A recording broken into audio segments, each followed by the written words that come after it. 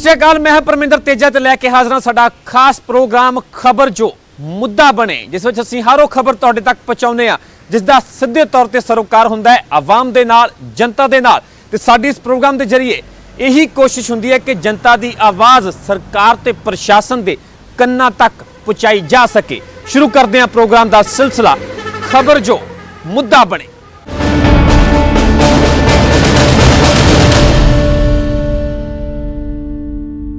ਸਭ ਤੋਂ ਪਹਿਲੀ ਖਬਰ ਹੈ ਅੰਮ੍ਰਿਤਸਰ ਤੋਂ, ਜਿੱਥੇ ਕਿ BSF ਨੂੰ ਵੱਡੀ ਕਾਮਯਾਬੀ ਹਾਸਲ ਹੋਈ ਹੈ। ਨਾਪਾਕ ਗਵਾਂਢ ਦੇ ਮਨਸੂਬਿਆਂ ਨੂੰ ਢੇਰ ਕੀਤਾ ਗਿਆ, ਸਾਜ਼ਿਸ਼ ਨੂੰ ਨਾਕਾਮ ਕੀਤਾ ਗਿਆ।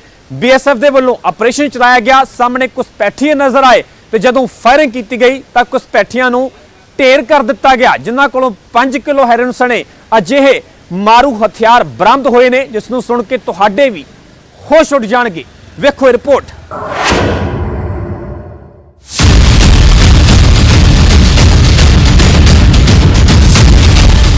इंडो पाक सरहद ते हर रोज हो रही हलचल दे विचाले अमृतसर दे विच बुधवार रात नूं BSF ने 3 ਆਪਰੇਸ਼ਨਾਂ ਨੂੰ ਅੰਜਾਮ ਦਿੱਤਾ। ਪਹਿਲਾ ਆਪਰੇਸ਼ਨ ਅਟਾਰੀ ਬਾਰਡਰ ਦੇ ਕੋਲ ਰਾਜਤਾਲ ਪੋਸਟ ਉੱਤੇ ਕੀਤਾ ਗਿਆ, ਜਿੱਥੇ ਭਾਰਤ ਵਿੱਚ ਘੁਸਪੈਠ ਕਰਨ ਵਾਲੇ 2 ਪਾਕਿਸਤਾਨੀਆਂ ਨੂੰ ਮਾਰ ਮੁਕਾਇਆ ਗਿਆ। ਇਹਨਾਂ ਕੋਲੋਂ ਆਟੋਮੈਟਿਕ ਹਥਿਆਰ ਅਤੇ ਪਾਕਿਸਤਾਨੀ ਕਰੰਸੀ ਬਰਾਮਦ ਹੋਈ। ਧੁੰਦ ਦੀ ਆੜ ਲੈ ਕੇ ਇਹ ਲੋਕ ਦੇਸ਼ ਵਿੱਚ ਘੁਸਪੈਠ ਦੀ ਕੋਸ਼ਿਸ਼ कर रहे सन। सेल्फ डिफेंस में फायर किया, जो इनका बड़ी पेयर था साथ में वो भी ज्वाइन करके बीच में आके वो भी भाग के वहां पर आ गया, और दोनों जवानों ने मिलकर दोनों पाक इंट्रूडर्स को वहीं न्यूट्रलाइज कर दिया। दूजा ਆਪਰੇਸ਼ਨ ਰਾਜਤਾਲ ਇਲਾਕੇ ਤੋਂ 1 ਕਿਲੋਮੀਟਰ ਦੂਰੀ ਤੇ ਕੀਤਾ ਗਿਆ, ਜਿਸ ਵਿੱਚ BSF ਨੇ ਡਰੱਗ ਸਮਗਲਿੰਗ ਦੀ ਕੋਸ਼ਿਸ਼ ਨੂੰ ਨਾਕਾਮ ਕਰਦੇ ਹੋਏ 3 ਪੈਕੇਟ ਹੈਰੋਇਨ ਬਰਾਮਦ ਕੀਤੀ। ਤੀਜਾ ਆਪਰੇਸ਼ਨ ਸਰਹੱਦ ਦੇ ਬਿਲਕੁਲ ਨਾਲ ਲੱਗਦੀ BPO ਰਾਮਕੋਟ ਦੇ ਵਿੱਚ ਕੀਤਾ ਗਿਆ, ਜਿੱਥੇ ਇੱਕ ਤਸਕਰ ਦੇ ਵੱਲੋਂ ਸਰਹੱਦ ਪਾਰ ਕੁਝ ਸੁੱਟਿਆ ਗਿਆ ਸੀ, ਜਿਸ ਤੋਂ ਬਾਅਦ ਹਰਕਤ ਵਿੱਚ ਆਏ ਜਵਾਨਾਂ ਨੇ ਇੱਕ ਕਾਰਵਾਈ ਕੀਤੀ। ਇਹਨਾਂ ਤਿੰਨੇ ਆਪਰੇਸ਼ਨਾਂ ਦੇ ਵਿੱਚ ਕੁੱਲ 5 ਕਿਲੋ ਹੈਰੋਇਨ ਤੇ ਵੱਡੇ ਪੱਧਰ ਤੇ ਅਸਲਾ ਬਰਾਮਦ ਕੀਤਾ ਗਿਆ। कंसाइनमेंट थी उसकी, जिसमें कि 3 पैकेट हीरोइन के थे, लगभग 3 किलो के, वो वहां पर वो छोड़ के चले गए और वो हमें प्राप्त हुए। ਇਹ ਪਹਿਲੀ ਵਾਰ ਨਹੀਂ ਹੈ ਕਿ ਸਰਹੱਦ ਤੇ ਕੁਝ ਹਲਚਲ ਹੋਈ ਹੋਵੇ। 2 ਕੁ ਦਿਨ ਪਹਿਲਾਂ ਵੀ ਸਰਹੱਦ ਦੇ ਕੋਲ BSF ਨੂੰ ਕੁਝ ਪੈਰਾਂ ਦੇ ਨਿਸ਼ਾਨ ਮਿਲੇ ਸਨ। ਇਸ ਤੋਂ ਇਲਾਵਾ 23 ਨਵੰਬਰ ਨੂੰ ਸਾਂਬਾ ਸੈਕਟਰ ਦੇ ਵਿੱਚ ਘੁਸਪੈਠ ਕਰਨ ਵਾਲੇ ਸ਼ਖਸ ਨੂੰ ਢੇਰ ਕਰ ਦਿੱਤਾ ਗਿਆ ਸੀ। ਧੁੰਦ ਦਾ ਫਾਇਦਾ ਲੈ ਕੇ ਦੁਸ਼ਮਣ ਦੇਸ਼ ਦੇ ਵਿੱਚ ਗੜਬੜੀ ਦੀ ਕੋਸ਼ਿਸ਼ ਕਰ ਰਿਹਾ ਹੈ, ਪਰ ਬਾਰਡਰਾਂ ਤੇ ਡਟੇ BSF ਦੇ ਜਵਾਨ ਇਹਨਾਂ ਹਰਕਤਾਂ ਦਾ ਮੂੰਹ ਤੋੜ ਜਵਾਬ ਦੇ ਰਹੇ ਨੇ। ਅੰਮ੍ਰਿਤਸਰ ਤੋਂ ਰਾਜੀਵ ਸ਼ਰਮਾ, ਨਿਊਜ਼ 18।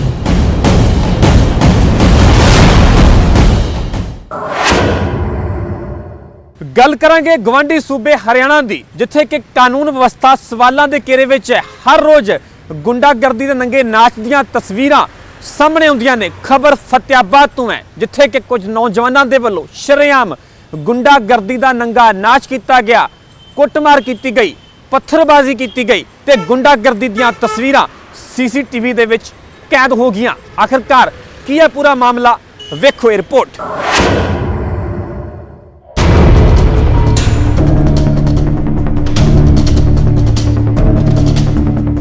ਹਰਿਆਣਾ 'ਚ ਗੁੰਡਾਗਰਦੀ ਦੀਆਂ ਤਸਵੀਰਾਂ ਦਿਨ ਬ ਦਿਨ ਨਿਕਲ ਕੇ ਸਾਹਮਣੇ ਆ ਰਹੀਆਂ ਨੇ। ਤਾਜ਼ਾ ਮਾਮਲਾ ਫਤਿਆਬਾਦ ਦਾ ਹੈ, ਜਿੱਥੇ ਕੁਝ ਸ਼ਰਾਰਤੀ ਅਨਸਰਾਂ ਨੇ ਇੱਕ ਮੁਹੱਲੇ ਦੇ ਵਿੱਚ ਰਾਤ ਦੇ ਵਕਤ ਮੁਹੱਲਾ ਵਾਸੀਆਂ ਦੇ ਨਾਲ ਕੁੱਟਮਾਰ ਕੀਤੀ, ਜੰਮ ਕੇ ਹੰਗਾਮਾ ਕੀਤਾ ਗਿਆ। ਇਤਫਾਕ ਦੇ ਨਾਲ ਇਹ ਤਸਵੀਰਾਂ CCTV ਦੇ ਵਿੱਚ ਕੈਦ ਹੋ ਗਈਆਂ। ਇਸ ਪਹਿਲੀ ਤਸਵੀਰ 'ਚ ਤੁਸੀਂ ਸਾਫ਼ ਵੇਖ ਸਕਦੇ ਹੋ ਕਿ ਕਿਸ ਤਰ੍ਹਾਂ ਮੁਹੱਲੇ ਦੇ ਲੋਕ ਖੱਬੇ ਪਾਸਿਓਂ ਆ ਰਹੇ ਨੇ ਤੇ ਨਾਲ ਹੀ ਸ਼ਰਾਰਤੀ ਅਨਸਰਾਂ ਨੂੰ ਵੇਖ ਰਹੇ ਹੋ, ਤੇ ਕੁਝ ਹੀ ਦੇਰ ਬਾਅਦ ਆਪਣੇ ਘਰ ਦੇ ਅੰਦਰ ਵੀ ਵੜ ਜਾਂਦੇ ਨੇ।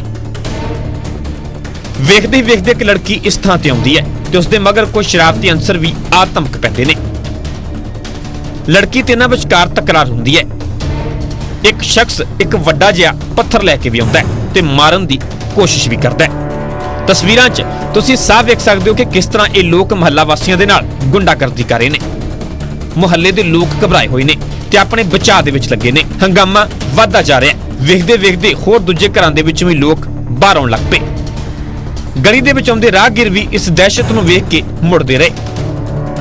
ਸ਼ਰਾਰਤੀ ਅਨਸਰਾਂ ਦੇ ਵੱਲੋਂ ਪੱਥਰਬਾਜ਼ੀ ਵੀ ਕੀਤੀ ਗਈ ਤੇ ਕੁਝ ਹੀ ਦੇਰ ਦੇ ਵਿੱਚ ਇਸ ਘਰ ਦੇ ਵਿੱਚ ਪਏ ਗਮਲਿਆਂ ਨੂੰ ਵੀ ਨੁਕਸਾਨ ਪਹੁੰਚਾਇਆ ਗਿਆ ਤੇ ਕਾਫੀ ਦੇਰ ਤੱਕ ਇਹ ਸਭ ਕੁਝ ਚੱਲਦਾ ਰਿਹਾ। ਕੀ ਸੀ ਕਾਰਨ, ਕਿਉਂ ਇਹ ਸ਼ਰਾਰਤੀ ਅਨਸਰ ਅਜਿਹਾ ਕਰਦੇ ਰਹੇ ਤੇ ਬਾਅਦ ਦੇ ਵਿੱਚ ਕੀ ਹੋਇਆ, ਸੁਣਾਉਂਦੇ ਆ ਇਸ ਮਹੱਲੇ ਦੇ ਵਿੱਚ ਰਹਿ ਰਹੀ ਇੱਕ ਲੜਕੀ ਦੀ ਜ਼ੁਬਾਨੀ ਜੋ ਇਸ ਦਾ ਸ਼ਿਕਾਰ ਹੋਈ। अपने घरों में बाहर लड़के बाथरूम कर रहे हैं गेट पे, तो भाई ने मना किया भी गेट पे बाथरूम मत करो। उन्होंने पहले तो आराम से मान गए, फिर वो धक्के से लड़ाई लेने लग गए। उस भाई के गले पे उन्होंने मतलब गलपट्टी पकड़ ली और फिर थप्पड़ मुक्का हो गए। सो माजरा की सी इस दहशत के पिछे तुसी सुनिया, पर नाल ही तुसी सुनिया कि पुलिस ने फिलहाल कोई भी गंभीरता दे नाल कार्रवाई नहीं की। फिलहाल दिन दे वेले दियां कुछ तस्वीरां विखा दिंदियां जो अपने मूंहों बयान करदियां ने रात नूं होई गुंडागर्दी नूं। टुੱਟੇ होए गमले ते थां-थां ते पईयां इट्टां पत्थर सबूत ने कि रात इस महल्ले दे विच जो होया वो गुंडागर्दी तों घट नहीं सी। फिलहाल इस महल्ले दे विच रह रहे एक शख्स ने नाम लैके दस्सिया कि लोग कौन सन, उन्हां ने अजिहा क्यों कीता। सुलखन के लड़के हैं लवप्रीत और विजय, और उनकी दोनों की घरवाली हैं। तो क्या मामला है ये कल शाम को रात को यहाँ गेट के आगे पेशाब कर रहे थे, उनके साथ 2-3 लड़के और थे। उनको रोकने के लिए कहा तो उन लड़कों के साथ मिलकर उन्होंने हमारे ऊपर हमला किया। इस मसले ते पुलिस वालों जांच करने की गल कही जा रही है। फिलहाल ये मोहल्ला निवासी पुलिस वालों जांच तो असंतुष्ट ने। इन्हां दा साफ इल्जाम है कि नौजवान नशा करते ने, पर पुलिस ने इन्हां खिलाफ कोई भी कार्रवाई नहीं की। फतेहाबाद तो जसपाल सिंह, न्यूज़ 18 पंजाब।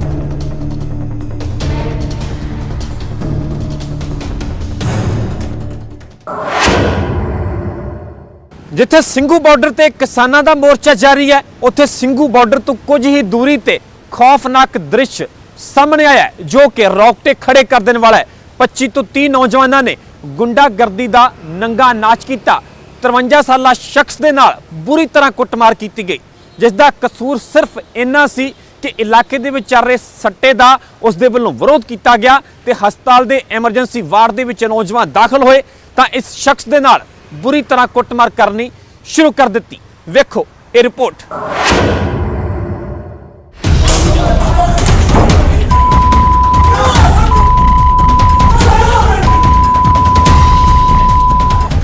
इस खबर दे विच तुहानू दो दृश्य दिखाउण जा रहे हैं। दोवें हरियाणा दे नाल ताल्लुक रखते ने, हरियाणा दे नौजवानों दे नाल ताल्लुक रखते ने। लो वेखो दो तस्वीरां। एक तस्वीर दे विच हरियाणा दे नौजवान मोढे नाल मोढा जोड़ के खेड रहे ने, पर दूजे पासे मोढे तोड़न दियां झलकियां ने जिथे गुंडागर्दी हो रही है। एक पासे जिथे एके दी आवाज सुनाई दे रही है तां दूजे पासे नफरत दी हवा है। नफरत भी अजिही जो वेखी नहीं जाती।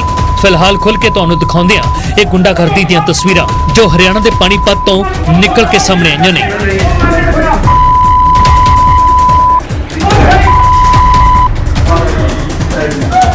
इन्हां नौजवानों ने दहशत का वह माहौल बनाया जो इस 53 साला शख्स नूं तक ही इत्थे मौजूद हर एक शख्स नूं नहीं भुलेगा। एक पासे जिथे हरियाणा के नौजवान ਸਿੰਘੂ बार्डर ते एक निग्गर सुनेहा दे रहे ने तो दूजे पासे इन्हां हरियाणा के नौजवानों ने जो सुनेहा दिता है वो अपने आप दे विच किसी वैश्यपुणे तो घट नहीं है।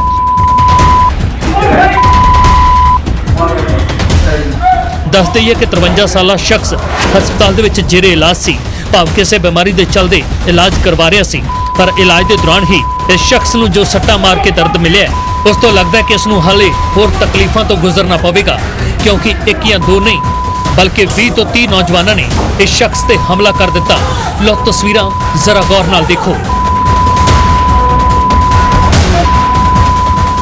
एक तो बाद एक डंडियां दा जोर चलता है। ये बदमाश अपने डोलियां दा जोर विखारे ने, शायद एक हटदा है ते दूजा मारदा है ते फिर तीजा मारदा है। सो अजिहा सिलसिला इस कड़ाके की ठंड दे विच चल रहा है जो खुद जेरे इलाज सी उसनूं होर सट्टां मिल रही ने।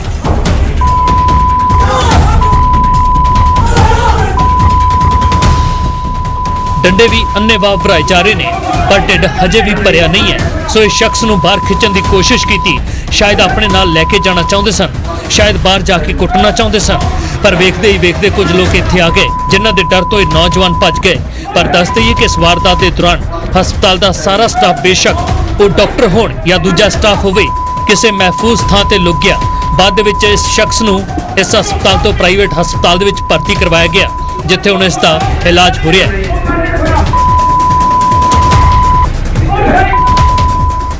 ਹਾਲਤ ਬੇहद ਗੰਭੀਰ ਦੱਸੀ ਜਾਂਦੀ ਹੈ ਅਤੇ ਡਾਕਟਰ ਇਲਾਜ ਕਰ ਰਹੇ ਨੇ। ਖੈਰ ਜੇ ਮਾਮਲੇ ਦੀ ਗੱਲ ਕਰੀਏ ਤਾਂ ਕਿਹਾ ਜਾ ਰਿਹਾ ਹੈ ਕਿ ਸ਼ਖਸ ਨੇ ਇਲਾਕੇ ਦੇ ਵਿੱਚ ਚੱਲ ਰਹੇ ਸੱਟੇ ਦਾ ਵਿਰੋਧ ਕੀਤਾ ਸੀ, ਜਿਸ ਤੋਂ ਬਾਅਦ ਇਹ ਮੰਜ਼ਰ ਨਿਕਲ ਕੇ ਸਾਹਮਣੇ ਆਇਆ ਹੈ। ਪੁਲਿਸ ਮਾਮਲੇ ਦੀ ਜਾਂਚ ਕਰ ਰਹੀ ਹੈ। ਪੁਲਿਸ ਦੇ ਵੱਲੋਂ ਛਾਪੇਮਾਰੀ ਕੀਤੀ ਜਾ ਰਹੀ ਹੈ।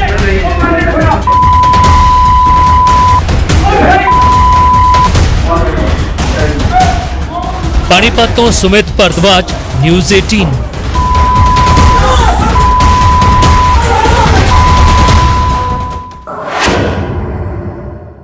ਅਗਲੀ ਖਬਰ ਹਿਮਾਚਲ ਪ੍ਰਦੇਸ਼ ਤੋਂ ਹੈ, ਜਿੱਥੇ ਦੇ ਦੇਰਾ ਵਿਧਾਨ ਸਭਾ ਹਲਕਾ ਤੋਂ ਵਿਧਾਇਕ ਨੇ ਗੰਭੀਰ ਇਲਜ਼ਾਮ ਲਗਾਏ ਨੇ। ਇਹ ਇਲਜ਼ਾਮ ਟੈਂਕਰ ਚਾਲਕ ਤੇ ਲਗਾਏ ਗਏ ਨੇ। ਵਿਧਾਇਕ ਦਾ ਕਹਿਣਾ ਹੈ ਕਿ ਉਸ ਦੇ ਵੱਲੋਂ ਉਸ ਨੂੰ ਕੁਚਲਣ ਦੀ ਕੋਸ਼ਿਸ਼ ਕੀਤੀ ਗਈ ਤੇ ਇਸ ਪੂਰੀ ਕੋਸ਼ਿਸ਼ ਨੂੰ ਵਿਰੋਧੀਆਂ ਦੀ ਸਾਜ਼ਿਸ਼ ਕਰਾਰ ਦਿੱਤਾ ਗਿਆ ਹੈ। आखिरकार की है पूरा मामला, वेखते हैं ये रिपोर्ट।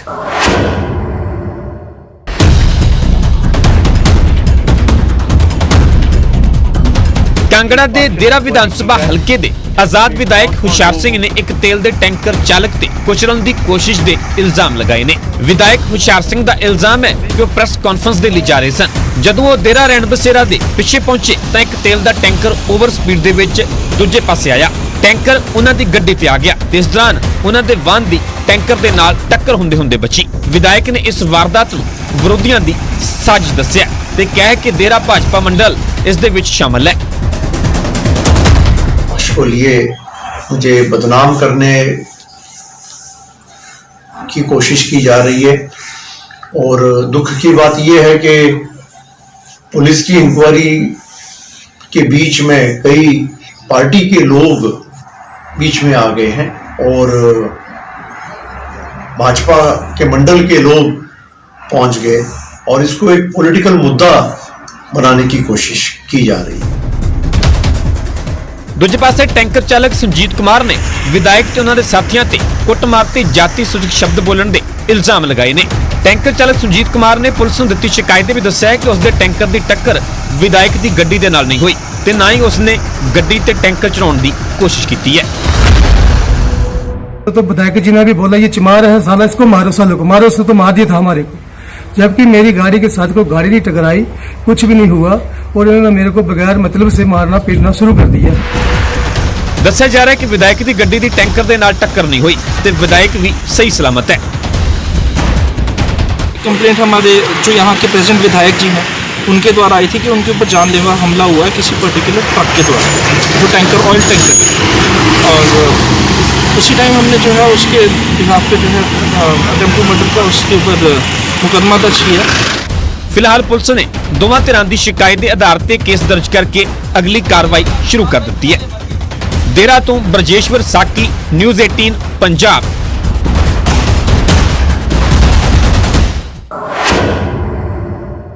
हुण देश विदेश दे विच खालिस्तान दे नाम ते दुकानां चलाउण वालियां दी खैर नहीं है, क्योंकि केंद्र सरकार ने अजे संगठनां ते शिकंजा कस दिता है ते शिकंजा कसण वास्ते जिम्मेवारी भी देश दीयां टॉप एजेंसियां नूं दित्ती गई है। आखिरकार की है सरकार दा इस नूं लैके मास्टर प्लान ते किहड़े-किहड़े संगठनां ते इह शिकंजा कसिया जावेगा, ये जानने के लिए वेखते हैं ये रिपोर्ट।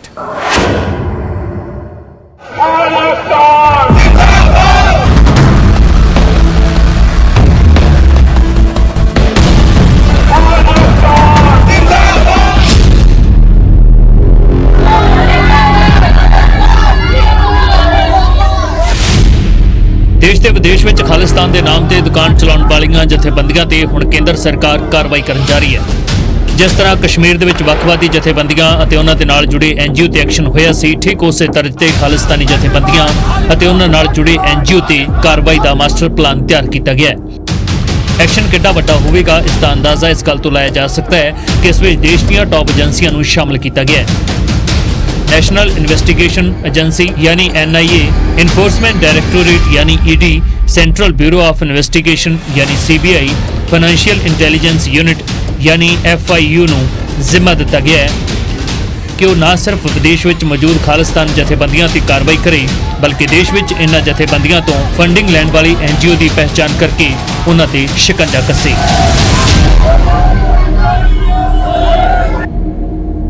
खालिस्तानी आतंकी संगठन सहित कई ऐसे आतंकी संगठन जो राजधानी दिल्ली, पंजाब सहित कई दूसरे राज्यों में भी पांव पसारने की कोशिश कर रहे हैं और विदेश से उसको फंड मुहैया कराया जा रहा है।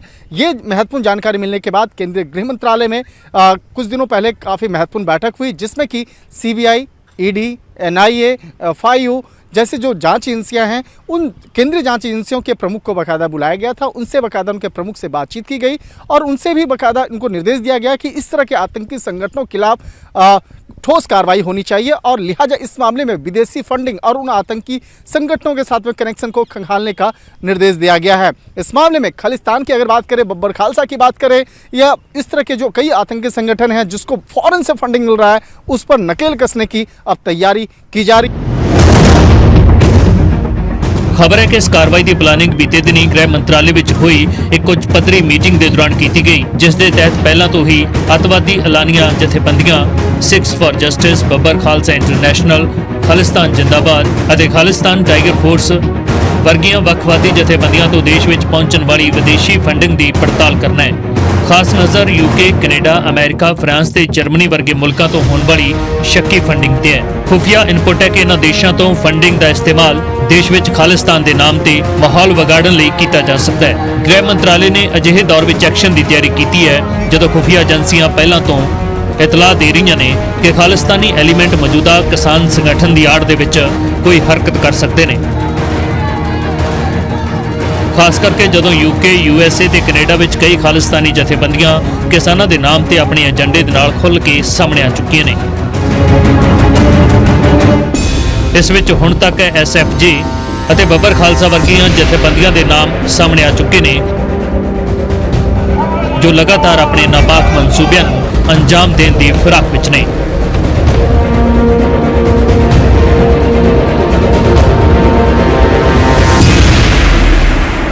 इस मामले में कुछ ऐसे भी संपर्क सामने आ रहे हैं कि खालिस्तानी आतंकियों का ने जिस तरह से बाकायदा किसान संगठन के बीच में घुस करके कुछ लोगों को प्रभावित करने की कोशिश किया है और जो विदेश से फंड आ रहा है उससे बाकायदा यहाँ पे इम्प्लीमेंट कराया जा रहा है। लिहाजा इन तमाम मसलों की गंभीरता को देखते हुए ये तमाम जाँच एजेंसियाँ काफ़ी एक्टिव हो गई हैं और जल्द ही इस मामले में एक बड़ी कार्रवाई को अंजाम देते हुए उन आतंकी संगठन और उसके विदेशी फंड के मसले पर एक ठोस और बड़ी कार्रवाई कर सकती है।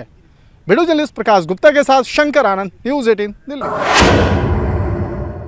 सो ये सी साडा खास प्रोग्राम खबर जो मुद्दा बने, जिस विच असीं हर वो खबर तुहाडे तक पहुंचाई जिसदा सीधे तौर ते सरोकार जनता दे नाल जुड़िया होया है।